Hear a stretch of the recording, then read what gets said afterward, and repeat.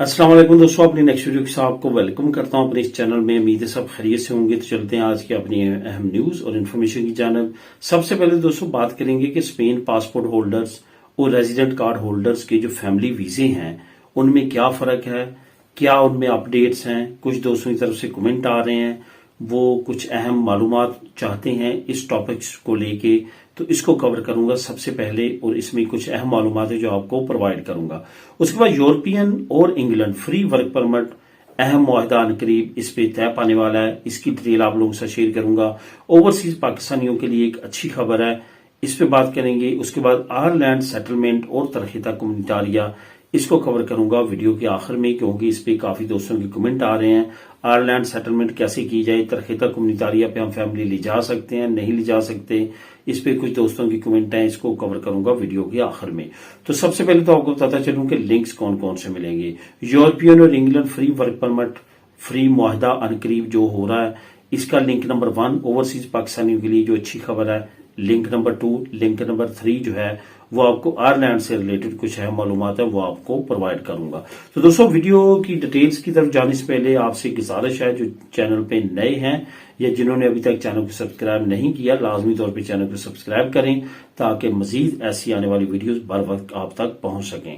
तो बात करते हैं स्पेन पासपोर्ट होल्डर्स और रेजिडेंट कार्ड होल्डर्स का जो फैमिली वीजा है, इसमें क्या फर्क है, क्या अपडेट्स हैं, क्या ताजा तरीन है। सबसे पहले तो आपको ये बताता चलूं, एक चीज अपने जहन से निकाल दें कि जो डीएनए टेस्ट है वो A to Z तमाम फैमिली से करवाया जा रहा है। ऐसी कोई भी खबर नहीं है और ना ही इस तरह का कानून जो है तमाम लोगों पे ये लागू कर सकते हैं। एक फैमिली है जिसके कोई बच्चे ही नहीं है, वो अप्लाई करता है तो किस तरह से उनका डीएनए टेस्ट होगा। या वो फैमिलीज जिन्होंने ऑलरेडी अडॉप्शन की हुई है बच्चों की और वो शो भी की है, तो उसमें भी ऐसा कुछ नहीं है कि आपका डीएनए टेस्ट हो, बल्कि उसमें ये होगा कि आपसे सर्टिफिकेट मांगे जाएंगे आपकी गार्डियंस के, यानी कि आपने जो गार्डियनशिप ली है उसके जो कानूनी कागजात हैं वो आपसे मांगे जाएंगे। बहुत सारे दोस्त ऐसे हैं जो ये भी पूछते हैं कि गार्डियनशिप या अडॉप्शन जो है वो किस तरह करवा के हम स्पेन में बच्चों को लेके आ सकते हैं।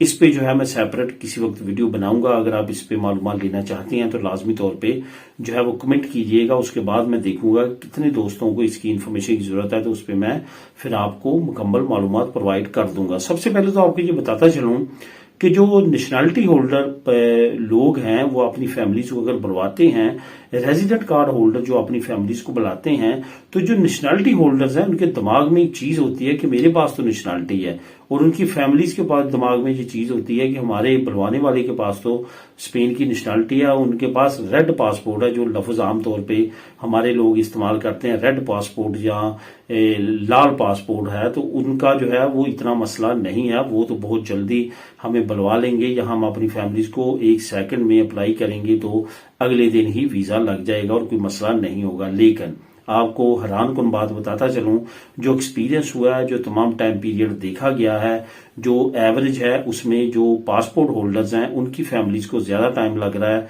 Compare to resident card holders. उसके पीछे जो रीजंस हैं वो आज से कुछ महीने पहले मैंने आपको बताई थी, लेकिन थोड़ा सा आपको दोबारा रिपीट करता चलूं क्योंकि इस पे काफी दोस्तों के कमेंट्स आ रहे हैं।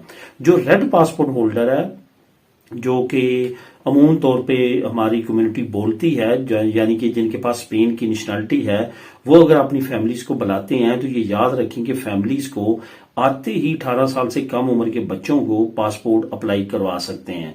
उसके बाद जो उनका पार्टनर है जिसको बुलवा रहे हैं, तरहीता कम्युनिटारिया मिलते ही 1 साल के बाद उनको स्पेन की नेशनैलिटी दिलवा सकते हैं। लेकिन compare to resident card holder जो है, अगर उसके पास दूसरा या पहला भी 2 साल का रेजिडेंट कार्ड है तो उसको ये देखें, अभी उसने खुद अपना टाइम पूरा करना है नेशनैलिटी लेने के लिए, जो कि 8 साल उसके तकरीबन रहते हैं।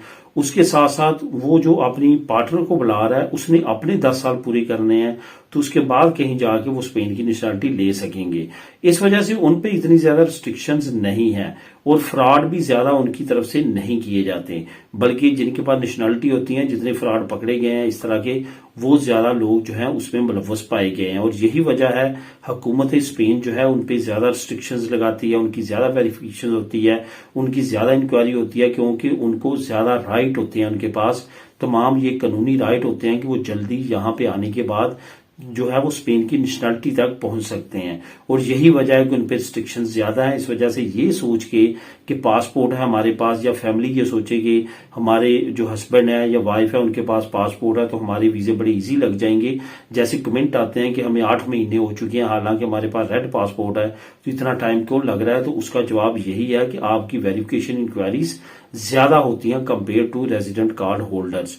तो इस वजह से इस चीज को लाजमी तौर पे जहन में रखें। और डीएनए टेस्ट में भी ये फार्मूला अप्लाई होता है। डीएनए टेस्ट आपने देखा होगा, जिनके पास स्पेन की नेशनलिटी है उनके डीएनए टेस्ट की रेशो जो है उन फैमिलीज की ज्यादा है compare to resident card holders के रेशो के। तो इस वजह से इस चीज को भी आपने मद्देनजर रखना और उसके मुताबिक अपना आगे प्लान करना है।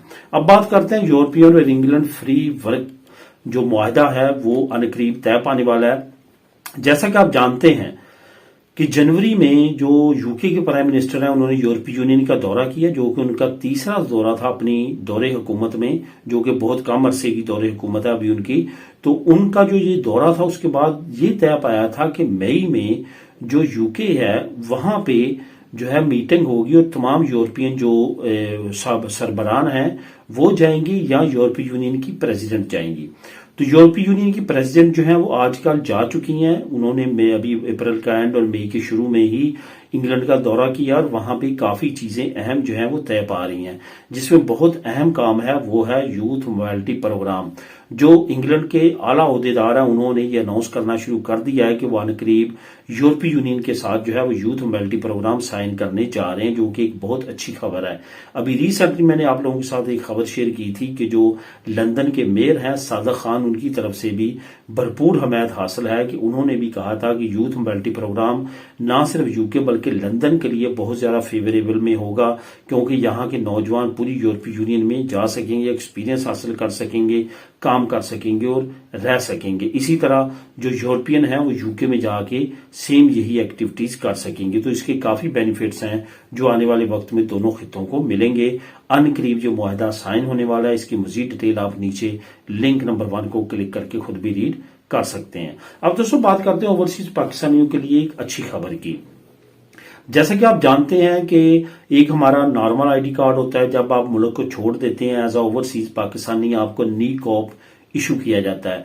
नी कॉप जो है वो कार्ड आपको जाहिर करता है आपका परमानेंट एड्रेस कहाँ है, टेम्परेरी एड्रेस कहाँ है और तमाम डिटेल। ये आपका कार्ड जो है इसको ओवरसीज पाकिस्तानी कार्ड भी कहा जाता है। इस पे सेम लाइक उसी तरह आप तमाम एक्टिविटीज कर सकते हैं जो नॉर्मली आपका पाकिस्तानी आईडी कार्ड होता है। सिर्फ ये इसमें निशानदेही होती है कि आप बाहर रहते हैं लेकिन हैं पाकिस्तानी, यानी कि पाकिस्तान की नेशनलिटी है लेकिन आप किसी और कंट्री में आबाद हैं, तो उस पर तमाम आप एक्टिविटीज और फैसिलिटीज पाकिस्तान से ले सकते हैं। जो भी बैंक अकाउंट है या जो भी आपने प्रॉपर्टी खरीदनी है, सेल करनी है, कोई भी मुआहदे करने हैं, आप कानूनी रूह से कर सकते हैं। अब ये जो था कार्ड, ये नादरा के अलावा आप वैसे जो है वो इशू नहीं करवा सकते थे, बाई डाक आता था और ये तमाम चीजें होती थी। अब डिजिटलाइज इसको भी कर दिया गया है। नी कॉप जो है वो डिजिटलाइज आप डाउनलोड कर सकेंगे। ये काफी अच्छी अपडेट है ओवरसीज पाकिस्तानियों के लिए, जो कि एक बड़े झंझट से आपको छुटकारा दिलाएगी। इसकी मजीद डिटेल अगर आप जानना चाहते हैं तो लिंक नंबर 2 जो नीचे मैं आप लोगों के लिए लेके आया हूं, एक तो वो इंग्लिश लैंग्वेज में आपके लिए पढ़ने के लिए आसानी होगी और वहां पे तमाम डिटेल आप इसकी पढ़ सकते हैं और काफी अच्छी अपडेट्स हैं जो वहां से हासिल कर सकते हैं। अब दोस्तों आखिर में बात करते हैं आयरलैंड सेटलमेंट की और तरखेता कम्युनिटारिया। दोस्तों आयरलैंड सेटलमेंट, यूरोपीय यूनियन के किसी भी मुल्क का आपके पास पासपोर्ट है तो आप आयरलैंड में जाके सेटलमेंट कर सकते हैं, क्योंकि आयरलैंड जो है अभी तक यूरोपीय यूनियन का मेंबर है। ये याद रखें शेंजन का मेंबर नहीं है, लेकिन वहां पे करेंसी उन्होंने यूरो अडॉप्ट कर ली है, लेकिन शेंजन कंट्री में वो शामिल नहीं है, यूरोपीय यूनियन में शामिल है। यूरोपीय यूनियन में शामिल होने की वजह से आप वहां पे ट्रेवल फ्री वीजा कर सकते हैं, वहां पे रह सकते हैं, काम कर सकते हैं, सेम लाइक उसी तरह जैसे आप किसी भी दूसरे यूरोपीय मुल्क में जाके रह सकते हैं, काम कर सकते हैं।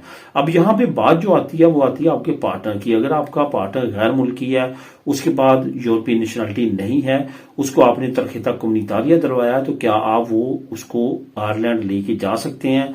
बिल्कुल लेके जा सकते हैं। बाई लॉ यूरोपीय यूनियन में कोई भी इसकी रुकावट नहीं है, लेकिन मसला यह है कि अगर एयरपोर्ट पे आपको रोकते हैं हैं तो आपको उनको सही तौर पे कानून की रूप से तमाम चीजें समझानी है, तो उनको वो समझ आती हैं और उसके बाद वो इजाजत देते हैं। और काफी फैमिलीज के साथ ये मसला बना है लेकिन आखिरकार हल हो चुका है।